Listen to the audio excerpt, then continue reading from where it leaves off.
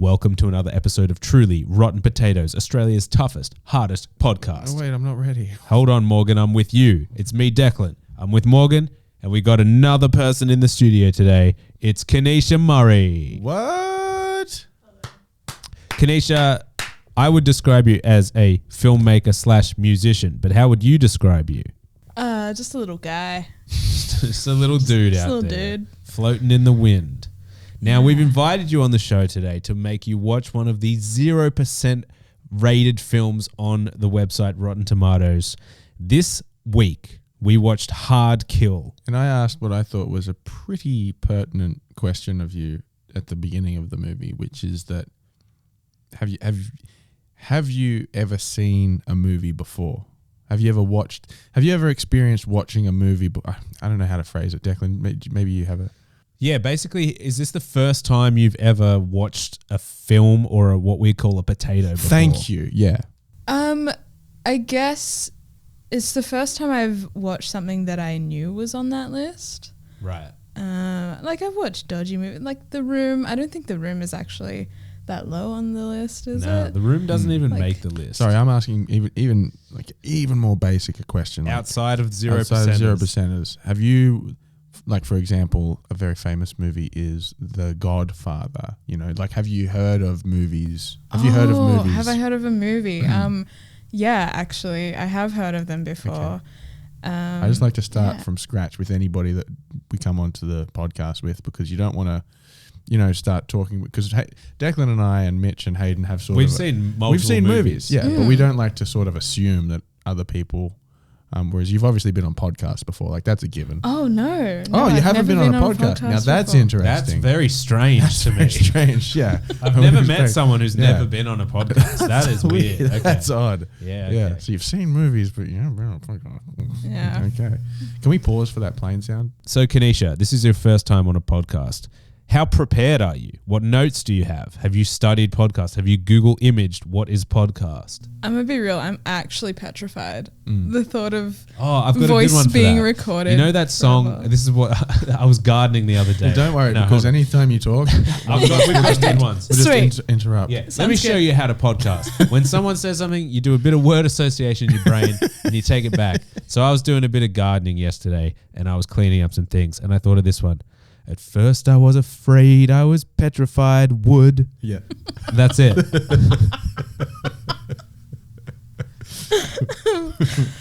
First I was afraid, I was petrified.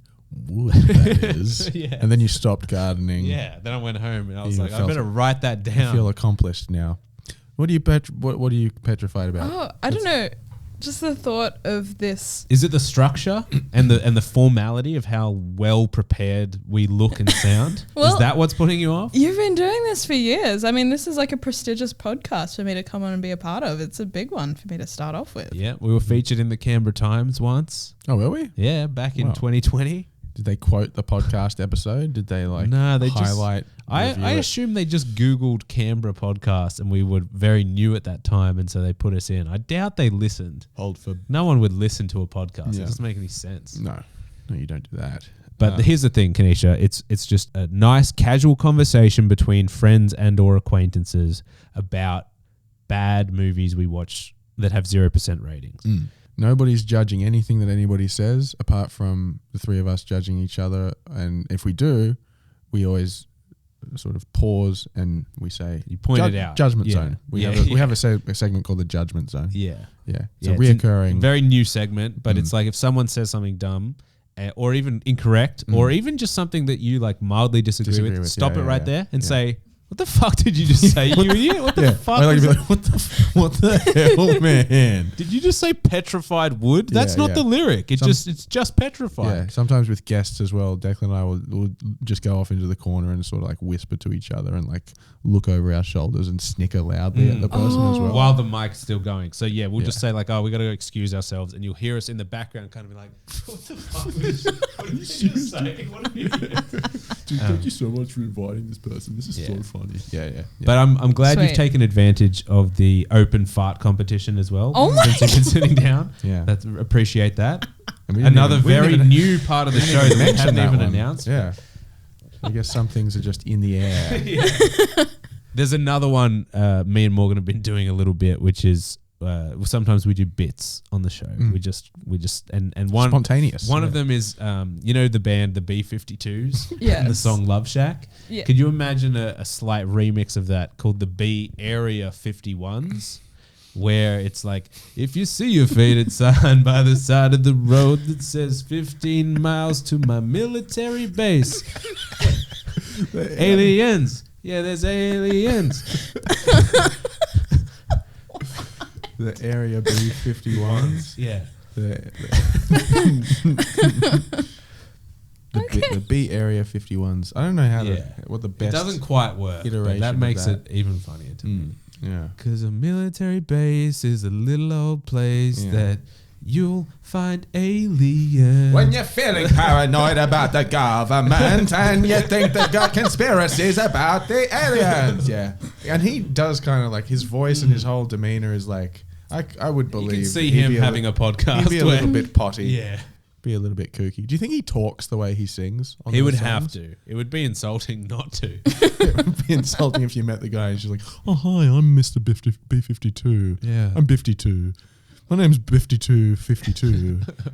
I'm from the Area 51s. The B-52s. They just don't make them like that anymore, do they? Bands are just not made like that anymore. No, they don't make them anymore. They're not manufactured. I feel like if I tried to put a band together and I said I'm going to have two hot chicks that kind of sing the choruses of the songs, and then I will be the guy in the back that's basically like a circus announcer who kind of talks through the songs. Yeah, you can picture him with one of those very large megaphones. Yeah, like a handheld, just cone type. Yeah, the big cone. Yeah.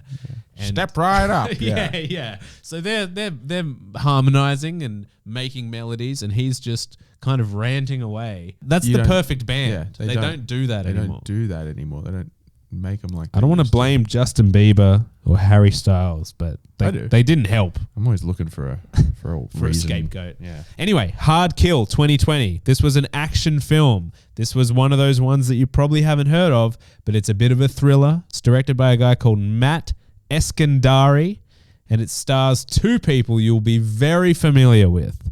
Number one is Jesse Metcalfe. You may not know him by name, but you certainly know him by reputation as Hunky Heartthrob.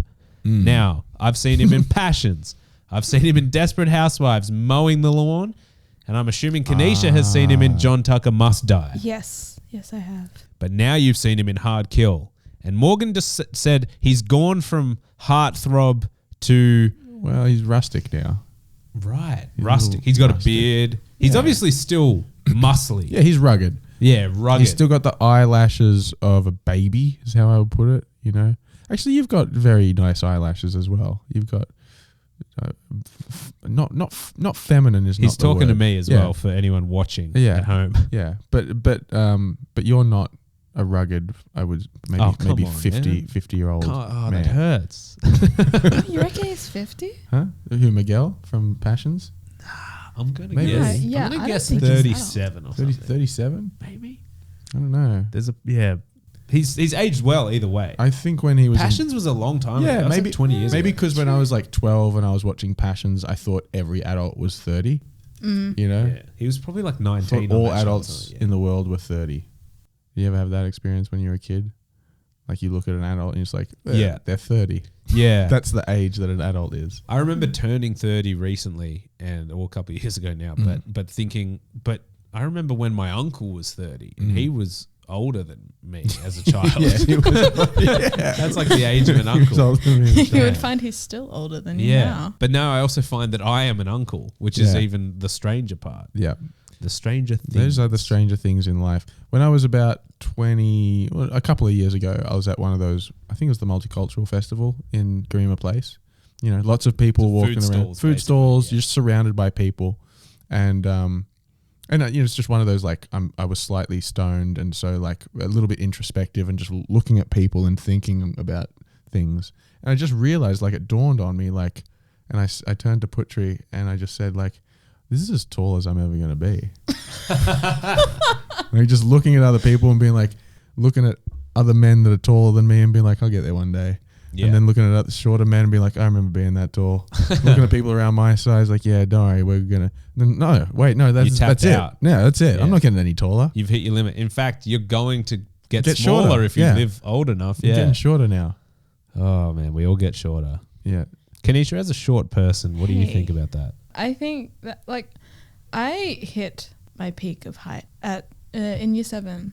Year 7. Yeah, I've measured myself every year since, and I haven't grown since year 7. So that's been hard. I've had to deal with that. Yeah. I was tall at one point in my life. Like not tall, but I kept up. Yeah. And then you just stopped. Yeah. You stopped putting in the legwork. I You stopped doing you the gave work up. that it required. 13 is not a good time to stop growing either, because that's everyone else grows a lot in that 14, 15, 16, 17 year range. So yeah, you kind of exited the race right when the starter gun was going on. Yeah. Pretty much. So it was the pertinent period, I guess. But you have those realizations sometimes where you're like, I actually have to say it out loud or think it. It doesn't just. Most people are probably a bit more not stupid in that way, like that they just realize things gradually. But for me, I have to. It has to come realize. out of your mouth. Yeah, it has to be a moment where I'm like, oh, that's it. I'm as tall as I'll ever be. Yeah. But I don't believe it, really. I think it was just an experience that I had at the Multicultural Festival that day that was, impacted by cannabis. I think I'm fine. I'll keep getting taller. You'll keep going. Yeah. If you believe in it. Speaking of, I just looked up Jesse Metcalfe's age. Let's take some bets. Okay. Do the over when under. I really think about it. Well, Price is Right rules, so you can't go over. That's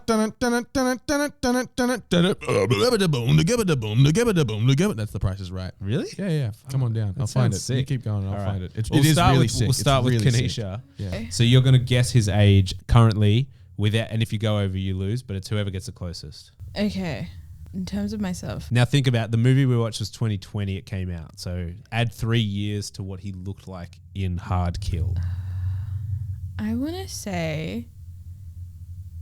A lot of algorithmic thinking going on. I want to say he is 39. Okay, we got 39. Morgan, 43. you're gonna. Did you just Google? No, that? I didn't. No, I'm Googling the Price is Right thing. Well, So. he's 44. So Oh, shit. Morgan wins. Kyneisha, I know it's your first time on a podcast, but you have officially lost. Damn it. Just like growing. All right, that is pretty sick. It's really good. Yeah, that's like video game. I could picture that on a. Yeah. Just slow it down. Yeah. I think so. So I think Should we cover that? I think the idea is because it's got that good intro. That's one more time. Yeah, those are the big runs you want in a song like that.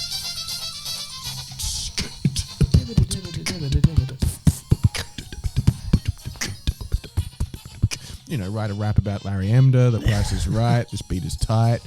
I'm about to get on. Is this airport. Australian or did they use the same one in the US? This is the Australian full theme, 1989 to 1997. Oh wow!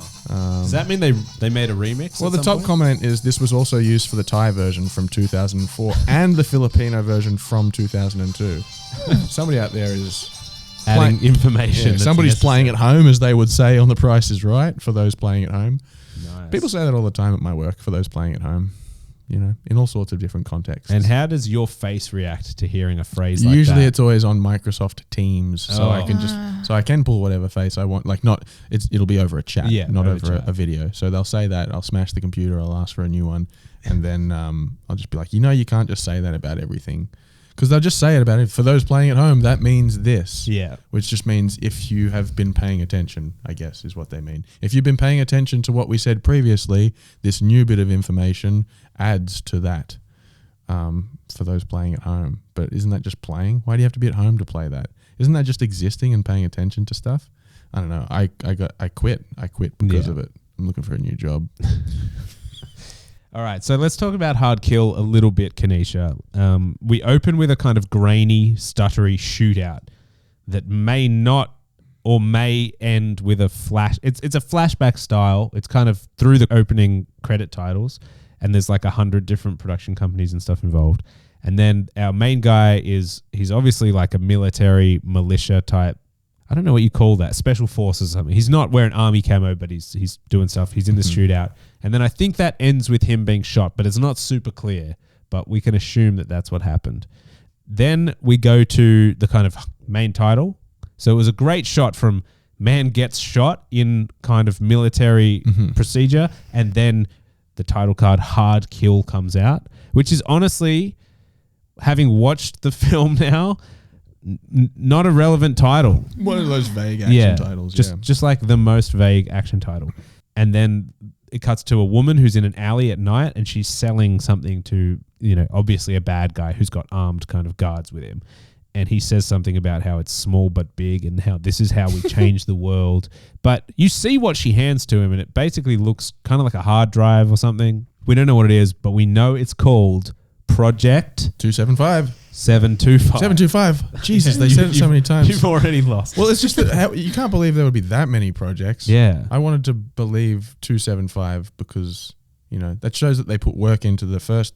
But 725, it means they fucked up a lot of projects before that. It sounds too close to a plane, like a 747 or something. Yeah. And also, it's the exact code you use to get into my bank account and this podcast. So it was really strange for me to hear them say it 100 times. Use a code to get into the podcast? Yeah. Like the voice security activation door we've got. Oh, to get into the studio. Yeah. I thought you meant to listen to it. That too. Yeah. So we don't know what this is that she's handing to him, but she's obviously selling it to a bad guy. And we find out quite late in the movie what exactly it is. But basically that from there we jump to the guy from Passions, Jesse from Passions, waking up at home. He's got PTSD. He's got bullet hole scars in his back. He's got tattoos. He has flashbacks of a very digital war. It's hard to describe these. I think they were black and white almost, and they just looked completely CGI, but without much detail of what's going on. But he's waking up and he's still, remembering the bad times, and then he's praying about it. Yeah, so, like just trying to get through it. Praying. He had a chunk of flesh missing from his back. Yeah, which is also quite impressive. CGI work. Hey, what was your favorite storyline in the Passions universe? They were all good because it was just so crazy. Do you ever watch Passions? I never watched it, but my prosthetics teacher worked on it. Oh, wow. And he was the bird. See, I know what you mean when you say prosthetics teacher, but I feel like people listening won't, and I think it's awesome to not explain what that is or why you would say that. Yeah. But yeah, there was cool stuff in there. There was like a small doll called Timmy that Tabitha turned into a small... He had a lisp. Yes. And he spoke in third person. He was like, Timmy loves Tabitha so much. Yeah. Timmy just wants Tabitha to be happy. Yeah, that guy did die not long after that show, like quite young. But he was a little person as well. So he was... And he was... Was he wearing a suit? He was like a ventriloquist doll kind of thing that was turned into him. Yeah. Like she could make him come to life. Yeah. So Passions was just like a soap opera, but it was also... Supernatural. Yeah. So it was like Charmed meets Neighbours, which is such a good thing. Yeah, because they would be, obviously a lot of romances and falling in love because it's a soap opera. Yeah. But then elements of love potions and spells being amnesia cast. Potions and... Yeah, people forgetting. Oh, man, so much stuff. I remember Teresa married the rich guy who was like he was kind of like the Paul from Neighbours character. Yeah. He was like the billionaire of the town. Paul Robinson, yeah. Yeah, he was like the Paul Robinson. And then they got it annulled, and that's where I learned the term annulled. Also, I was like 9 years old watching Passions because it was on every day. Yeah. It was like 3 p.m. or 3:30, so you could get it right after school. Yeah, fresh from the oven. But that's where this guy, Jesse Metcalfe, like made his... And now he's upgraded to just starring in big budget action feature films that no one has seen. Alongside Bruce Willis. Yes, we haven't actually talked about that. Oh, we didn't even say that was the second guy? He was the second guy in this movie. Yeah. So long-time listeners of the podcast know that we did a different Bruce Willis movie a few, probably months ago. Yeah, we say it's different, but it was the same movie. Yeah. The difference is that in that one, Bruce Willis was like the head of the mob. And in this one, he was... Kind of he the was legs. running away. He was the legs of the mob in this one. Or the torso. Because he was running so much. He was the legs. Yeah. So this one, the mob was after him. And he was the kind of vulnerable character who was trying to do the right thing. And it turns out that he was the dad of the woman who sold the Project 725 or 725. They didn't have consistency of like different Depends characters. who you ask. Yeah. But the last movie we watched was called Precious Cargo with Bruce Willis, and that was also like a close to direct to DVD action movie where he had about probably 25 minutes of screen time in that one. Yeah, he was always, anytime shown, isolated from all other actors in a hotel room. Yeah. So like really he was low more effort involved in this one, I think. In Hard Kill, he seemed to be in more scenes where you could tell he was with the other actors. Yeah. No, he was actually shown in a shot interacting with somebody else, which was nice. It's nice to see Bruce. Yeah. Doing what he does best, interacting with other yeah. So after our passions guy wakes up at 6:30, his alarm calls him off. He prays over his PTSD. He gets picked up in a stretch. Do you think limo. he was praying for his PTSD to continue? Like I'm so grateful for my PTSD and the value it provides me, and like the caution, compensation I get from my old job. Just all the. Or do you think he's praying to overcome it? Forget it. I think he's trying to pray it away. Pray it away. Yeah. I want to forget. Yeah. But then he does seem to still be happy to go into like dangerous zones of shooting again. Yeah, he likes re-triggering his trauma by using the trigger of his many gun. guns. Yeah. Yes. So he wakes up, he gets pulled into a stretch limo picked up by Bruce Willis. And this is where they interact for the first time. Bruce Willis is basically saying, that he's like, they speak very highly of you. And then Jesse Metcalfe goes, who does? And then they stop and they pick up a new guy who I guess is like a former colleague. He's kind of like another black military guy who gets in the car. And they do the like, how yeah, you let's do that. Let's do that scene together. You be Fox. So Kyneisha, you can be Bruce Willis. who doesn't really say anything as they catch up. But it's basically like, you son of a bitch. I knew I'd see you somehow. What now? Where? You looking good, yeah, Fox. Thanks, man. You're not looking too bad yourself. You been taking care of yourself? Yeah. All right, shut up. So what did you do this for me? Why are we doing this together? Who are you? And why am I here? And whoa, oh, wow. You want to just jump straight to it, man. How's the family going? Tell me what's been going on. How are you? I'm good, man. Did I say you look good? Oh, you look good, man. You son of a bitch. All right, where were we? And then finally he like puts on the screen the case, you know. It wasn't that clear for a long time, but by the end of the movie we kind of picked it up by even having to rewatch some of the long exposition scenes that this movie has. Yeah. It's one of the perfect balance of like mindless, just faceless people shooting each other and then 10 minutes of like 4 people talking about what's happening next. And those conversations were so circular and repetitive, but they were never interesting either. But we saw on the screen as well a description of somebody called the Pardoner. Yes. And we know who he was because we just saw him buy whatever this weapon was from this blonde lady. Mm-hmm. And so there's a small like 4 dot points where they say... Yeah, so it shows a little picture of him on the screen. It's sort of like, this is the antagonist and here's a description of him. And what were the first 2? They were pretty valid things that you would... Yeah, just like dangerous or arms dealer or terrorist kind of thing. Yeah, and then it was high intellect. Yeah. And possible personality disorder. Yeah, which is a really strange one. It's like he hasn't been diagnosed, but we think he could have BPD or something. I don't know. And it was, I mean, he lost his shit a couple times, but the head of terrorist organizations in these movies are always yelling at their underlings in a very non-managerial way where they say, well, just fix it. Yeah. I would be pretty concerned if the primary antagonist or anybody that's leading a terrorist operation didn't have a couple of screws loose, you know? Yes. Like if they were well adjusted and they were also an anarchist that wanted to destroy the world with AI technology and reboot everything from scratch. Yeah. So a lot of times these heads of terrorist organizations will have some sort of code name, or everyone refers to them as, the Big Silver or like Gunman Jones or whatever. His is the Pardoner. Sounds a lot like the Partner, especially the way American accent. Jesse Metcalfe would say it. He'd just say the Partner, Partner, which is not a cool terrorist nickname, the Partner. And even the Pardoner seems weird. You're like, wait, is he pardoning people from their crimes? Is that what he's doing? He's letting people get away with things? I don't understand the name. And then about 80 minutes into the movie, he finally explains it, and the explanation was not satisfying. Yeah, he did. Were you awake for that part? No, I might have been asleep in that bit. He has a face off with the bad. He's the bad guy. He has a face off with the good guy, and he goes like, "You want to know why they call me the Partner? Yeah, and I still want to know. Yeah. Because he did explain it, but it was in the context of some fairy tale. Or yeah, he was talking about Canterbury Tales, which is like an old Chaucer selection of stories. And he just, you know how movies, they love when a character has like some sort of literary awareness where they're just like, you ever hear the poem, The Black Seed and the Gull?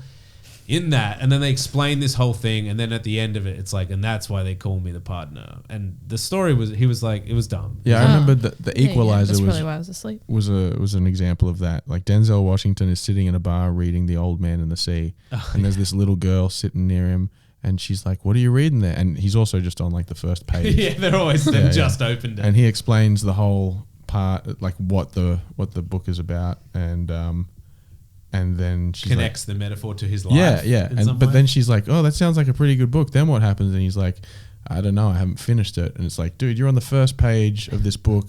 You can explain sort of very clearly what's going on, but you haven't finished it. Like, doesn't make any sense. Yeah, I forget. I haven't read the story that he talked about, but it was basically like 3 guys. They're trying to kill death, or they're trying to run away from death. Yeah, they meet a guy who points them to a palm tree. And then they get some sort of magic thing inside it. Yeah, oak tree. Oh, it's treasure. And then it's like, it's going to be split 3 ways. But then 2 of the guys are like, if we kill the other guy, we can split it half each. So they do that. Then they drink the wine, and then the wine poisons them, and they all die. And then the partner goes, "Me, I'm the guy who pointed them to that palm tree." Yeah. What? Yeah. Yeah, and that somehow illustrates how he's a partner. Yeah. So we don't need to go scene by scene because, come on down.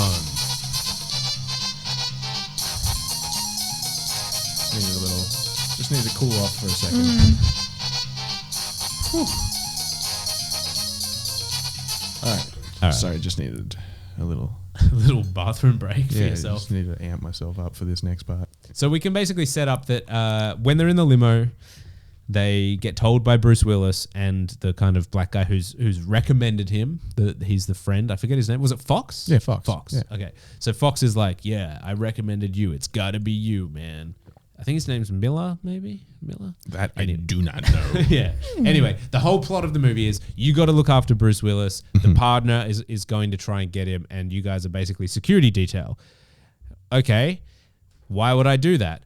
Because there's good money in it for you. It's very lucrative. That's right. Lots of zeros. Lots of zeros they describe. Yeah. And they just keep saying, like, it's an easy payday for you. You're going to make so much money. But no one ever says how much. No. How it's being split, when you get paid. Yeah, it's really like fun. That. They're all like basically licking their lips and salivating and rubbing their hands together like, "Ooh, baby, it's going to be good." But they never get down to the nitty gritty. And so the next part is he has to, do his old recruiting of the team kind of scene. So he goes to a bar. Well, actually, we cut to a bar, and there's a purple-haired kind of tough lady there, and she's drinking at the bar. And Morgan said, she goes like, "Can I have the usual?" And the person's like, "Oh yeah, is that lime and soda?" And she's like, "Yeah." Which is just funny. It's like, you know them so well, they have the order, but they still make you confirm it. Yeah. No, yeah. So it was the reverse. The bartender was doing the right thing, being real cool, just like, "You want the usual?" And then the person ordering is like, "That's right, I want my usual," which is this. Oh, yeah. Yeah. The bartender would just be like, "Yeah, I see you here every day. You get the same drink." The usual. You don't need to just be cool. Be cool. Yeah. But anyway, we have a couple of kind of hick guys in the back of the bar, and they're looking at her, and one of them's clearly got his eyes on her because she got purple hair and she looks a bit like a model, but she can't act. And the camera zoomed in on her butt. Twice. That's how we know. Yeah, that's how we know. Yeah, it went from like point of view looking at a butt to point of view kind of hick guy in the back. And his friend comes over and he goes, "Just go up and talk to her, man. Just put your arm around her and kiss her, man. That's how you go." And he's like, yeah, I will do that. And then his other friend, he goes over to do it. And his other friend's like, "Man, I can't believe you told him to do that." And he's like, "Yeah, this is going to be great." And then, of course, what you do in a bar is you put your hand on a strange woman around her, and then you go to just kiss her without saying anything. And of course, she's like a tough, badass girl, and she twists him over and kind of slams his arm and his head into the bar and has his arm all twisted. Yeah, gives him the usual, as she likes to call it. Not to like Bechdel test this movie or anything, but all of the women are just like aggressively grabbed. in this movie. Oh yeah, like all of the two women that have lines in this movie. Well, did the other one not have any lines? Oh, the tech person that came later on. That's the only second one, right? Or is that no, Bruce Willis's daughter. Oh yes, of course. Yes. No, but the computer we're talking for she was not. So there's three women that get lines in this movie. Right. There's purple-haired badass military bitch. There's three women. Yes. Yeah. And then there's blonde lady who sold the secret bad thing to the secret bad guy, who turns out to be Bruce Willis's daughter.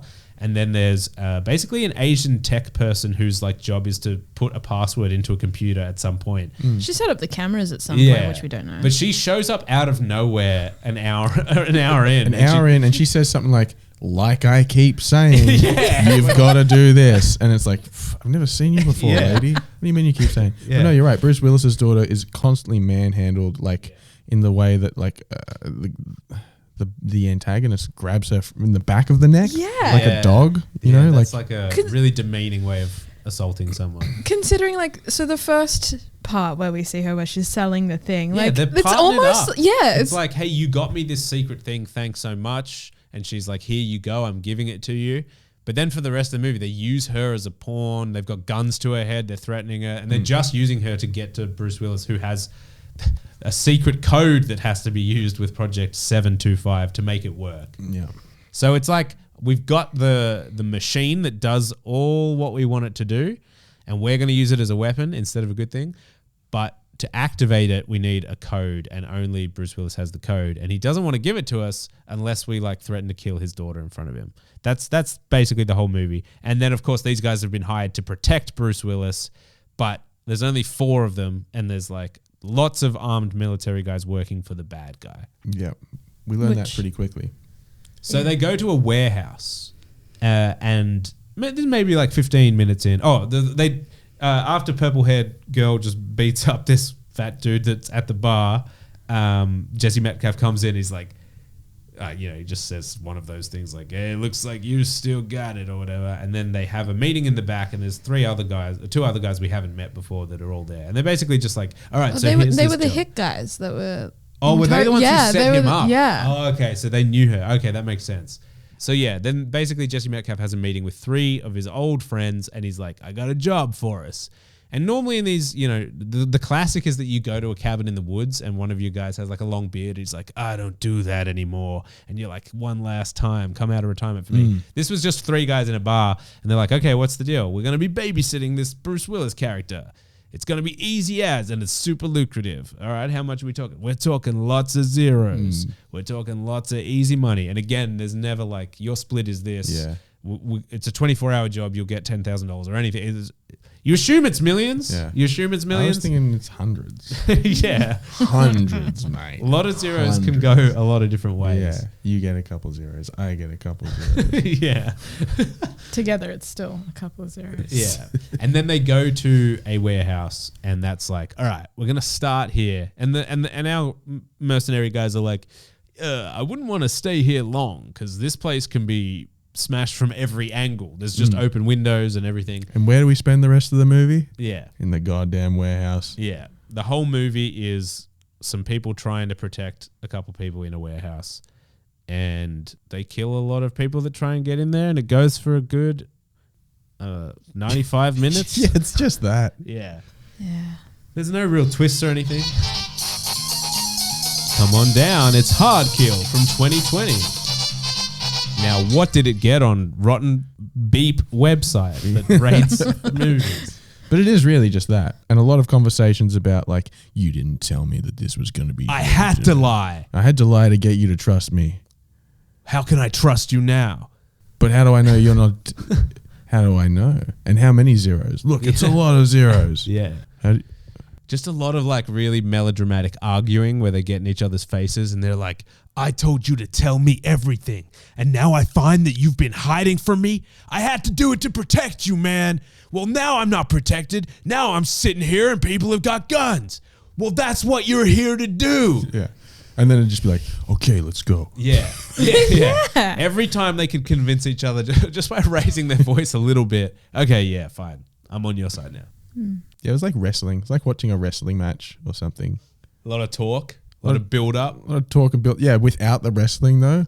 Yeah. I came here to do this job. You told me it was going to be like this. When I told you the job was going to be like that, I didn't trust you. Well, now I'm the one that trusts you. Okay, let's go.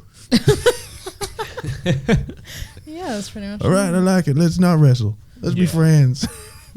Also, there was a funny, like when they first introduced the warehouse, the way we could tell it was going to be an important location was because they rolled about 2 straight minutes of establishing shots. Oh, yeah. So it was like drone shot, some nice dollies, some inside the warehouse, outside the warehouse, just like a lot of kind of B-roll overlay stuff. Then finally a shot of our characters driving up in an unbroken 20-second shot of the car pulling into the frame. And that's when, and this was pretty early. This is, as I said, about 15, 20 minutes into the movie. And we started to go, oh, I think these guys are really trying to pad that runtime. Yeah. Which is never a good sign in a movie that's just people shooting each other. Yeah, they don't have enough plot. This is going to be a long one. So Bruce Willis in this movie actually has...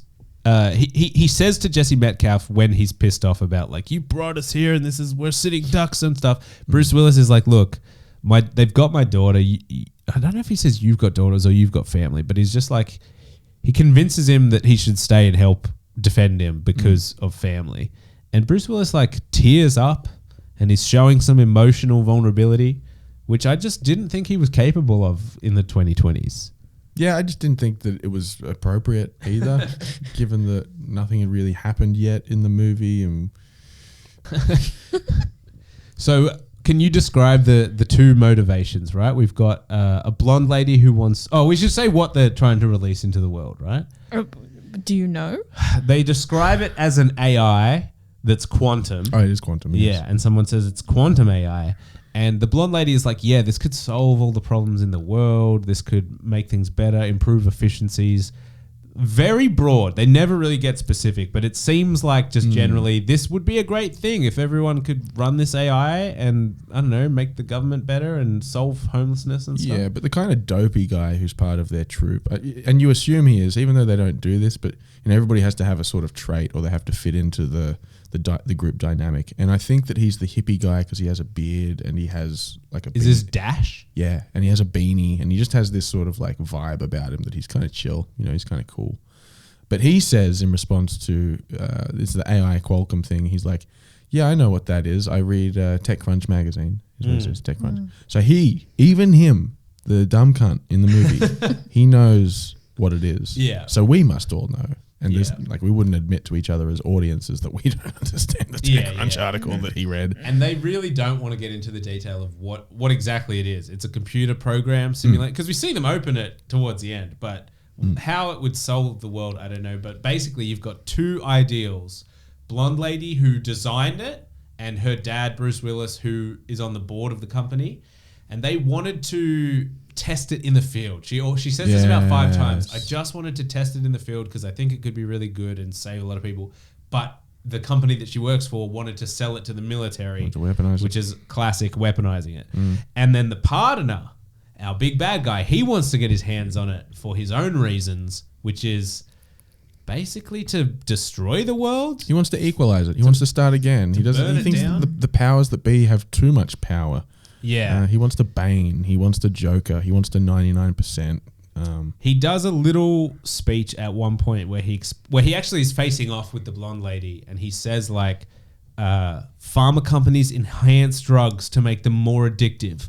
Politicians line their pockets while people go homeless. I am not the bad guy.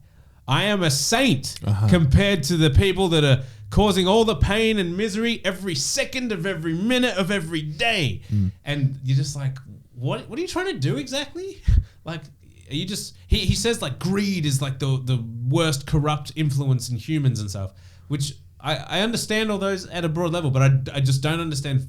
What are you trying to do? Is it just kill everybody? Is it if I put this algorithm into the world, it will destroy itself? It'll burn the place down? Yeah, he does have a vague sort of pop psychology understanding of these things, like really, really surface level and vague, and applies it to the entire world and thinks that he can fix it. But no, he doesn't get into the specifics of what he wants to do or exactly what's wrong with it. And I think, to be perfectly honest, he's totally ignoring the concept of personal responsibility, you know?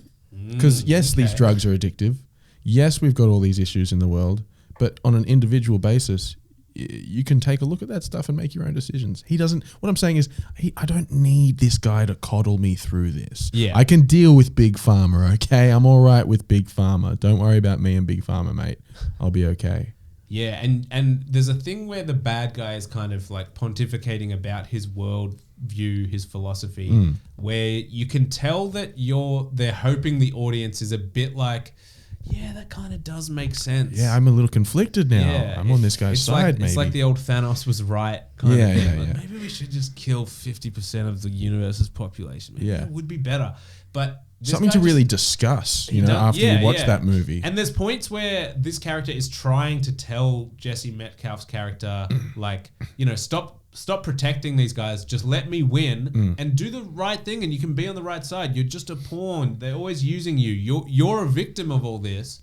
But you never for a second believe, like, wow, he's got a persuasive argument, because the detail is just not there. Yeah. And he does rant and ramble for a while, and it's like that they are trying to put forward this idea of a character who, if you kind of let him talk and let him put his point of view out there, he might actually sway some people, but his point is not good, and he doesn't make it well. Plus, he has this really off-putting pacing of talking. Yeah. Sometimes I do this as well to some extent, but his is just sort of like, the reason that I did what I do is because the world evil and I'm a saint, and it's like it's like somebody's idea of what expressing frustration is, I guess, like an amateur actor trying to conjure up that feeling and trying to be overwhelmed with frustration, and he's like inserting all of these roadblocks in his speech patterns to make it seem that way, but it like just comes off as really a little bit like the reason that I do what I need to do. Come on, Dad. It's a little bit like that. There's also a point where he's talking to Jesse Metcalfe and he's like, "How much are they paying you, Miller?" And you're like, again, no specifics. We have no idea. If he just said, "Yeah, they're giving me like $3 million," and the guy's like, "I'll give you 20," then he probably would have stood down and been like, "All right, I'll take that deal," not knowing that the guy's going to destroy the world with quantum AI. But one of the guys the guy that read TechCrunch magazine, he later does flip. Yes. He does betray them. Yeah. But we don't know, because his whole thing is like, whatever, man, my friend's dead now. This is all going to shit. I want more money. Yeah. I want more money, but we don't know how much more money is. We don't know how much money is to begin with. And just like any time when you negotiate with the bad guys who have shown themselves to be murderous psychopaths, if you go, "Hey, I just betrayed my guys to give you what you want, now pay me up," they go, "Okay, cool, thanks." Yeah. Kill him. Yeah, Just shoot him. Just shoot him now. And then he does this dive behind a pole. But so much, like, it's not much is happening, and for so long of a time. Yeah. It is one of those movies where the whole thing is them just staying in a warehouse as like groups of 3 SWAT-dressed mercenaries come in, and they shoot them in this hole, and then they're trying to come in a different area, and they shoot them, and they stab them, and they killed probably about 50 people each. But we see shots where they're planning, where the bad guys are outside of the warehouse planning to go in. And there's like 7 guys. we know that for a fact. You see that very clearly. It's not like they have vans and vans of mercenaries working for them. No, and I wish that they sort of realized that kind of respawn idea was in there, and that they capitalized on it by integrating the AI thing into it. That's like how a Chris Nolan movie would do it, right? Like Tenet or something has a lot of similar things. People in SWAT outfits just coming in and they're going backwards, and you're like, I don't know who's on whose side. Yeah. And there's a lot of sort of Matrix visual similarities to Matrix in this. Like the titles had that sort of binary looking green text, 0 and 1 sort of thing. And the music to some extent was like that in the beginning and towards the end as well. So like the idea that in the Matrix, when you kill somebody, an agent can just go into their body at any moment. Like they could have done something like that with the AI, or at the very least, even not that. Just explain what the fuck the AI Qualcomm thing is. Do you think that isn't there a James Bond movie, one of the newer ones, where there's a similar thing? Like the bad guy's like, I've got an algorithm or some technology that's going to destroy things. Maybe movies like this that are by their nature quite small. It's people in a warehouse trying to defend someone. Like that's the whole movie. But what they're grappling with is this will destroy the world or this will save the world. It's the stakes of like a superhero movie or some giant blockbuster movie.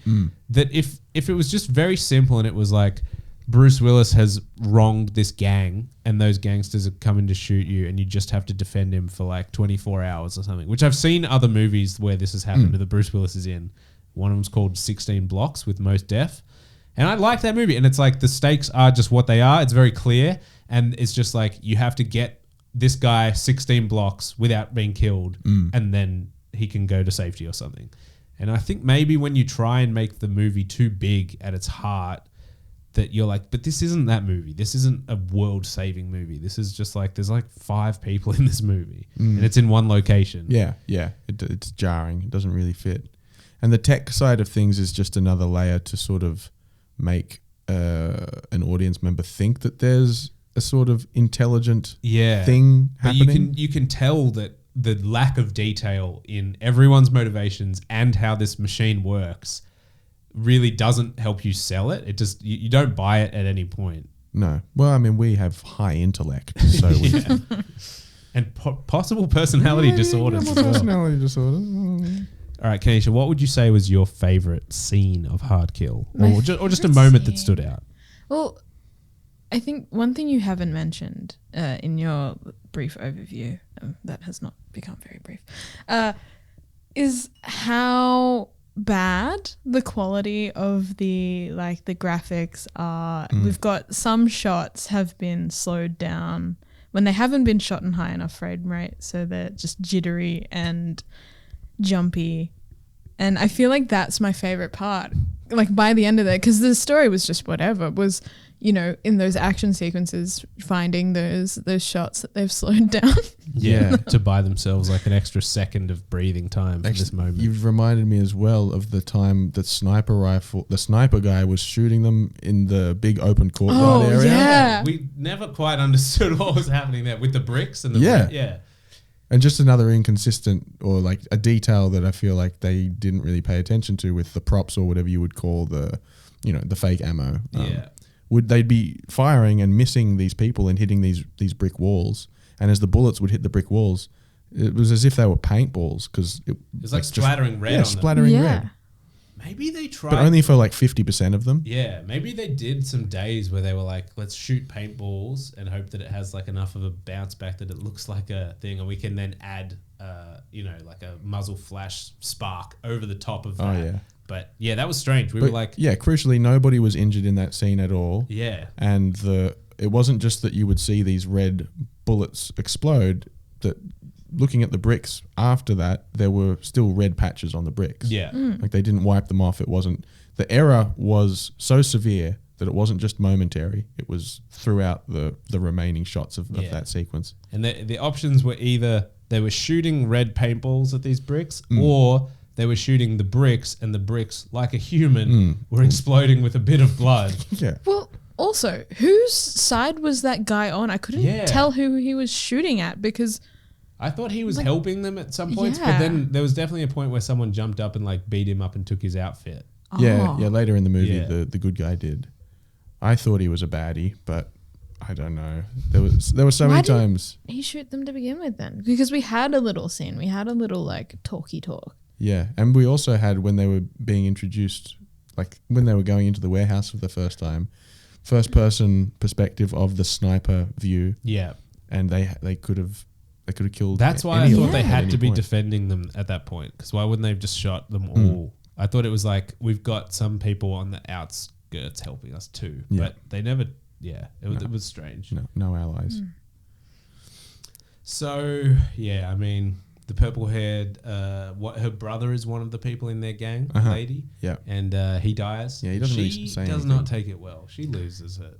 Yeah. Does she though? Well, she had a very straight face. Yeah. Well, she has the ability to have water come out of her eyes. So the way I'm because it's not crying. No. It's just water coming out of her eyes while she fails to emote, I guess. Which is a huge red flag for me, by the way. And in terms of like the plot beats, there's a few where it's like, all right, we got to get to Bruce Willis. This is from the bad guy's point of view. We got to get Bruce Willis because he's got the code to this thing. We get him at some point and he won't give us the code. So then we've got to get his daughter. And so they get her and then they bring them together and he's like going to torture them. And he's like, I'll shoot your daughter if you don't give it. And he's like, if you shoot my daughter, then I'm just definitely not going to give it to you. I've got no reason to give it to you. You can just kill me and then I'm the last person who knows it. So see ya.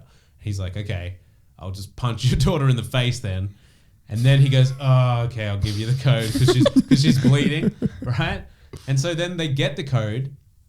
They give them to the new kind of female Asian tech lady that shows up out of nowhere, like towards the end of the movie and has been like, I set up some security cameras to help us find where they are. And she gets the code. She goes into the system. She opens up some kind of like cheap Pond 5 digital maps VFX on the screen. And then the bad guy, this is like the point where the bad guy has won. He's got everything he wants. And he's even like, what should we destroy first? And then he calls like Bruce Willis's daughter and he's like, hey, I'll let you choose. You designed it. What should we destroy first? And she just goes, fuck you, fuck you, fuck you. And then I guess it's a bit out of character for her. Yeah. I think it's the first time anyone swears in the whole movie as well, which is, I thought this was a G-rated for kids movie until that point.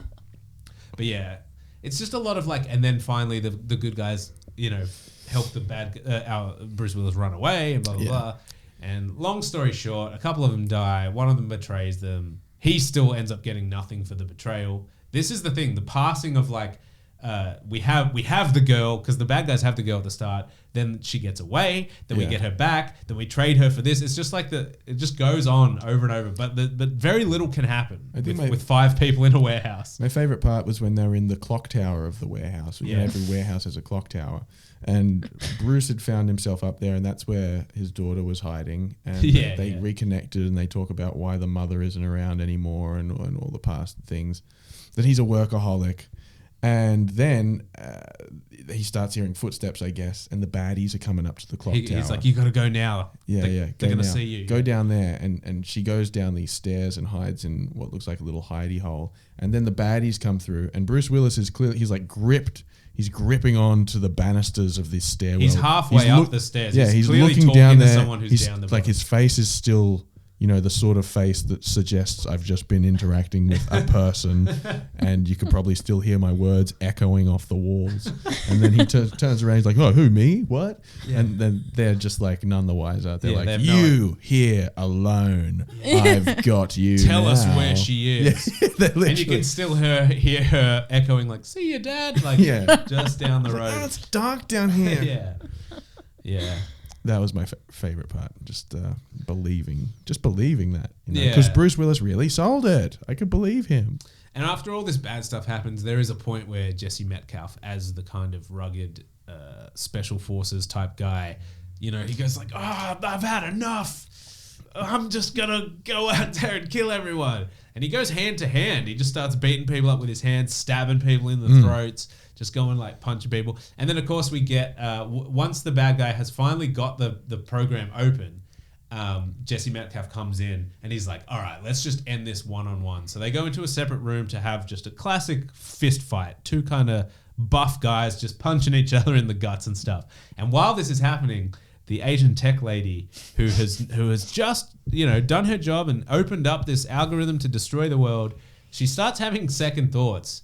And she does a pretty good job of portraying it. It goes on for way too long. But, someone's pained face as they're like, am I working for the right guy? Is this the right thing to do? And she's standing at the computer kind of like putting her hands on her head and looking fast left and right. Yeah. Just going like, should I do this or not? Oh. And then she finally decides to not. But I don't know what she does. No, we don't see her. She just disappears, I think. She leaves the room. Yeah. And we don't see her do the thing, but we also don't see her help the goodies either. No, and then so Jesse gets the upper hand. He kind of beats this guy down, pushes him down some stairs. They're in like a boiler room. And then the guy gets up with a gun in his hand. And you're like, that's against the rules. This was fist on fist. Yeah. You can never trust these head of terrorist organization guys. But they just don't play by the rules. Yeah. What? If he is a true terrorist, wouldn't he have just shot him to begin with? Yeah, exactly. It doesn't make any sense. And he has like a nice possibly has a big personality disorder. Yeah. This may be he might have just had a break in the middle of that fight. You know what it was? He was losing the fight, but he used his high intellect to know that gun beats fist. Yeah. He did the whole scissor paper rock thing in his head. Yeah. Have you ever done a scissor paper rock comp where no matter what they pull, you pull a gun? You just pull a gun, real out. gun, Yeah. and you're just like, I win. And you're like, okay.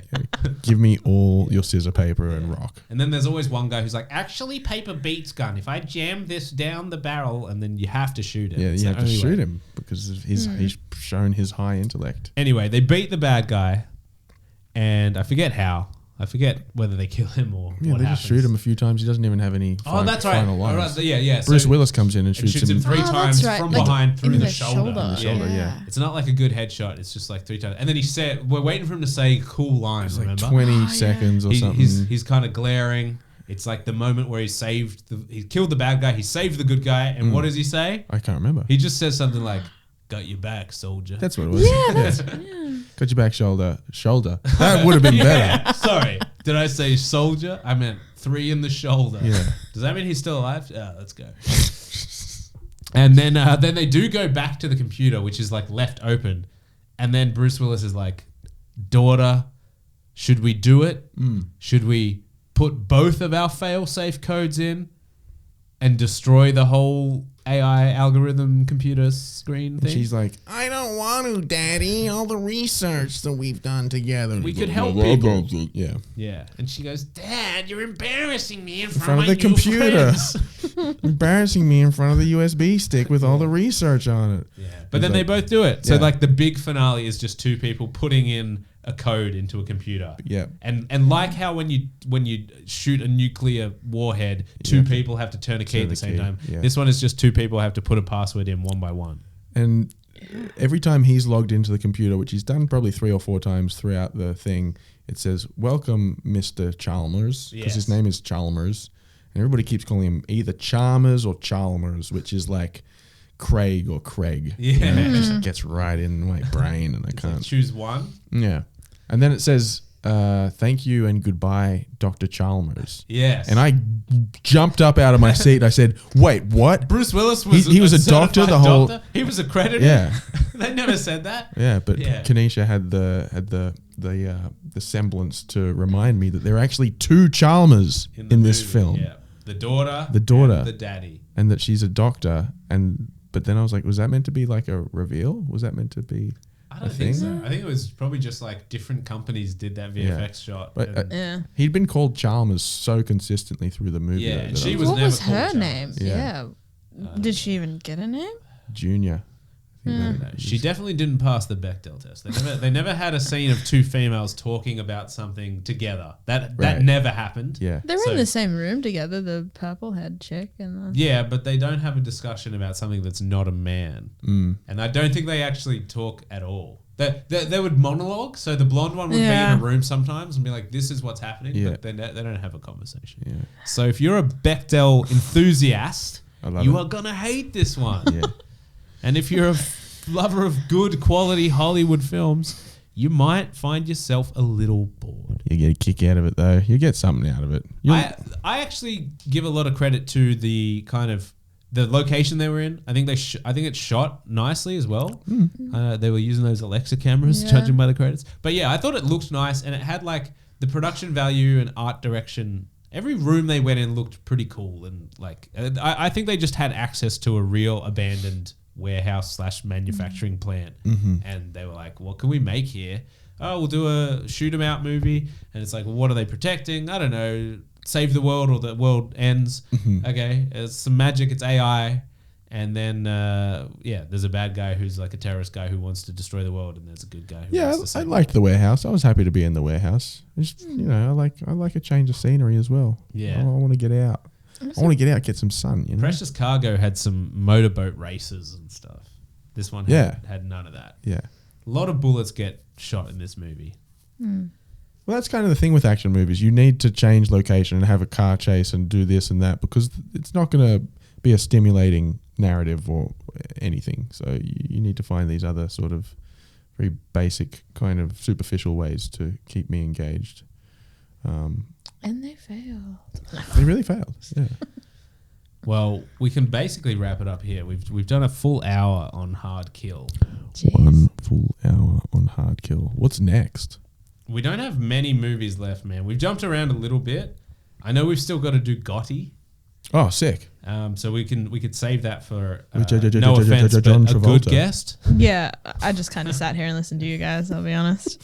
I'm not offended by that. Don't worry, Declan. Live audience. But we will definitely get everyone's scores for this film because I do have a little spreadsheet that I like to update. Yeah, pertinent to do that. So Morgan, do you want to give us like a quick summary of Hard Kill 2020? Yeah, I believe that this story is one that I would describe as old as time, I guess. It really is. And I don't think I need to expand on that anymore. You've heard what we've had to say about the movie. If I was to summarize any further than that, I would be doing an injustice to myself, and I'd just be talking myself in circles, and I wouldn't really be adding any detail to the first part of what I said, which, if you remember, was that what time. They do No. It was just that time in relation to this story and this one, they're as old as each other. Yeah. That age is comparative. 3.3. That's out of 10, yeah? Yes. Yeah. Okay, yeah. I'm happy to go next if you need a few more seconds to think of your score. But in the grand scheme of this podcast and the illustrious films we've partaken in the great act of reviewing and rating, this one sits pretty firmly in the lower end of the middle to me. I think it's watchable, but yeah, just one of those ones that's like kind of boring and never really gets good, but it's not something I would recommend to my grandmother who died last year, nor my grandfather who died years before that. Yeah. My dad? No. He's not an action movie guy. He'll watch some weird movies, but yeah, he's not like an old Bruce Willis head. Yeah. And if he was, do you think there are people that are like, I have to see everything Bruce Willis starred in because I loved him in the 80s? Yeah, I mean, Putri and I used to go through an actor's filmography and watch all of the things, but sometimes you just get tired of. But I think we did it with maybe it was Pacino? No, I did it with Pacino, but like Paul Rudd or something. Oh yeah. Most of his stuff is pretty good, but some are like watchable, I guess. But I don't think anybody's doing that for Bruce. Yeah, especially because if you're a Bruce Willis fan, you want him to be the Jesse Metcalfe character, right? Yeah. You don't want him to be the guy who shoots 3 bullets in the whole movie and it's right at the end. But he still gets to take the bad guy out. Yeah, you want to watch a Bruce Willis movie, not a movie with Bruce Willis. Which is what he seems to have been doing up until kind of this point of his career. And we discussed it in the last episode that he has aphasia and dementia and that kind of stuff. So we always heard that he was just trying to pump out like as many movies as he could to just, make a bunch of money at the end of his career. We had him on the podcast as well, didn't we? Yes, he came on under the guise of being himself with a different voice. He's an Australian accent. Yeah, he was Australian Bruce Willis, actually. That's a different guy. That was a totally different guy. But yes, from my point of view, I'm happy to give this film a non-recommend. Well, don't feel like you have to. I mean, I know I'm happy to do it, but when people say that, like, just don't feel like there's any pressure on you to do that. I'm just looking at some of the other ones I gave. So far out, I gave Stratton a 1.8. So you have to give this below that. What did I give Precious Cargo? Anyway. Okay. So I gave that a 6.1. Oh, Precious man. Cargo. I kind of thought this was better than Precious Cargo, but I'm gonna give it a 5.1. Damn. That's right. The rating system doesn't make any sense. There's no consistency. No. Oh, cool. And you know what? Can't. We have this thing where, because it's been a couple months since we did an episode, it's like, it's kind of enjoyable to do it again. Yeah. But when you're doing them back to back, you just hate each one more and more. It's like a cumulative effect of the pain. But this is like, oh yeah, it's all right. That was just fun get a bit of acupuncture. I enjoyed hanging out with you guys and watching that movie. But no, not if it was week to week. I would hate hanging out with you. I would hate the movie. Yeah. It's like setting a song you like as your alarm, and it makes you hate it. So it's like even just seeing Morgan sometimes, I think of the pain movies. Of the bad movies we've seen together, and I'm like, I fucking hate that guy. Yeah, I'm always wearing a truly Rotten Potatoes hat and shirt as well when we see each other. And of course, Hayden is in the United States, and Mitch is, I'm gonna guess, hungover or no, he's he not drink hungover. alcohol. He's just not feeling it, I think, or something like that. Just not feeling it. Yeah, he said something like, "Fuck you guys, I'm out. I quit." Yeah. But Kyneisha's here. Kyneisha, what do you think of Hard Kill? Give us a little summary and give us a score. Okay, well, I thought it was really inspirational in the sense that this thing got made, and it I reckon it cost a few million as well. Yeah, I would say like 4 or 5. Honestly, it could have been. Yeah, and like graphics and slowed down frame. Get the editor out of the picture, but like it looked good. Yeah. Like it was shot nicely. Yeah, you were saying before the warehouse looked really nice, and so it was kind of inspirational in that, like, wow, if they can do it, I can do it. But in saying that, I would hope that I would not make something any like this incoherent. So I don't rate movies as often as you guys. I rate them on Letterboxd. Don't follow me. I hate movies. And I would give this a 0.5 out of 5. So that's a 1 out of 10. Yeah, that's a 1 out of 10. All right, we're allowed to go into the decimals that aren't like just on the, it doesn't have to be a 0.5 or a 1 out of, so you're allowed to go in the middle if you want. So if you want to give it a 9.5 out of 10 if you want instead, to add an extra 9 points to that, we're happy to take it.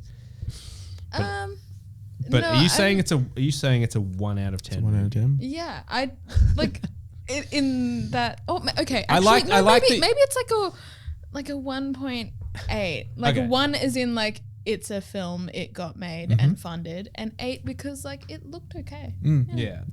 There's a lot of things that go into it, and I'm glad that we get an outsider who hasn't had their brain turned to mush like ours. We're like, this is actually like a 6 out of 10. Yeah. It's like staying up for 3 days and you think everything's funny. Like, it's not. You're just...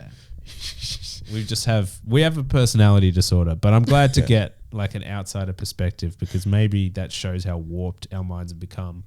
Because at 1.8, like we've seen some 1.8s. We know what that actually looks like. This was not that long. It was like 95 minutes or something. It looked all right. It mostly made sense. We had to rewatch a couple times, and you're being generous. Yeah, but compared to some of the things on this list, but these are the hard ones for me, I think, because they're mediocre and they're bad. Yes, but they're between bad and mediocre at different points. The ones that are truly awful are entertaining because they're truly awful. There's so much to cringe at and so much to dissect.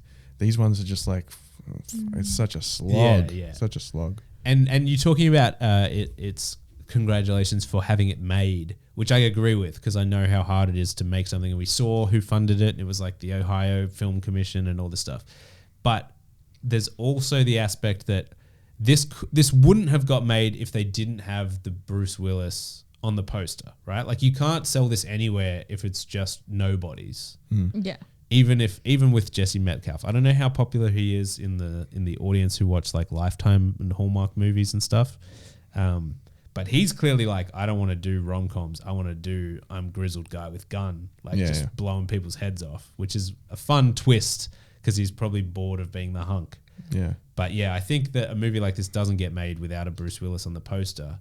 And he must know that. And that's why I'm like, I don't know how long he would have worked on this movie. Maybe he did a week, 2 weeks. But he would have been paid lucratively. Yeah, I would say. A lot of zeros for that man. You get like $4 million together and you go like $1 million is going to Bruce or $2 million for a week or something. And then you're like, the rest of the crew's just getting the minimums, and then maybe Jesse Metcalfe, he's got a bit of a name, that's somewhat a recognizable face, but he's obviously not like a movie star where people are like, I gotta see everything he does. Yeah. But he is in another movie with Bruce Willis. I don't know if you just said that there. No, yeah. We looked him up on IMDb, and there's like another one from around the same time. I'll quickly look it up, and I wonder if he had the same director. Like sometimes they can do a package where they're like, if we make 3 of these movies and each one shoots for a month and we use these locations and we tax credits and stuff, like maybe we could pull off the greatest heist of all time. Yeah, it was called, I'm going to guess it was called Brothers in the Sun. Oh, this one's called Fortress: Sniper's Eye. Fortress. And Sniper's Eye. And this is a 2022 movie. Is it a sequel? It is called, it says, this is the little log line. Yeah. Story revolves around a top secret resort for retired US intelligence officers. And the 2 leads are Jesse Metcalfe and Bruce Willis. And Chad Michael Murray, another teen heartthrob. We're talking One Tree Hill. Oh, yeah. So that could be a fun one. Resort. Yeah. Okay. But it's not the same director and it's not the same writers. In fact, weirdly, one of the writers of this Sniper's Eye movie is Emile Hirsch, the actor. Mm-hmm. You guys know Emile Hirsch? Yeah. He was in the movie called Into the Wild, I think. Ah, that's Emile Hirsch. Yeah. Yeah. Yeah. You know where Sean Penn directed that movie. Have you seen Into the Wild? Is that the Canadian wilderness? Yeah. It's just like a guy who's like, I'm going to go off grid and then I'm going to probably die out there. Yeah, he eats something out there. Yeah. He eats some berries and dies in a van. But yeah, Emile Hirsch, he was in Speed Racer as well. I believe he had something where he like beat his girlfriend up and got arrested and stuff. But he was also in Once Upon a Time in Hollywood a little bit as well. But yeah, he wrote this Sniper's Eye movie. He played Tex, didn't he? Did he play Tex? The guy? No, that was Austin Butler. That was Austin Butler. So Emile Hirsch wrote this movie, which we have to see at some point, called Fortress: Sniper's Eye. And I'm thinking like maybe not so much in Australia, but maybe in the US there is a market for these like US military intelligence action movies. Yeah. That are just all very similar. Some people would love this. You know, people that love Vin Diesel movies, once they get through the good ones, you just go down an extra rung, right? Yeah. It's like if you like the Marvel shit, you'll watch all the S.H.I.E.L.D., you'll watch all the TV shows that are probably, I don't know, but I'm guessing not as good as Iron Man or you know, whatever, the main movies. You look a little bit deeper. You're talking about S.H.I.E.L.D., but you definitely said The S.H.I.E.L.D., which is the Michael Chiklis, Sean Ryan show, which is about like corrupt cops, which is like a really good show. Yeah, Agents of S.H.I.E.L.D. I mean, that's just how little I care about Marvel. I'm just kind of cool like that. But I just like, if you like Marvel, you should go watch The S.H.I.E.L.D. Good cop show. All right, Kyneisha, take us out with the famous phrase we say at the end of every episode. Smell you later.